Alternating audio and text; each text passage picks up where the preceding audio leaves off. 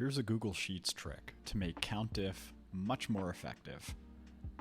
So if we're trying to extract the number of people whose favorite animal is a lion, but we don't care about what other words are included in that cell, we can use a wildcard.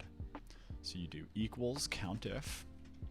You can either do the entire column, which is called an open range, or you can do a half open range by doing D3 to D. And then you would do open quotes, asterisk, LION for lion, another asterisk, close quotes, close parentheses. The asterisk means that any text string that comes before lion or after lion will also be included. So now we know that we have 17 people whose favorite animal is lion, regardless of if it's lion Galapagos Sea or lion California Sea. They're all going to show up here.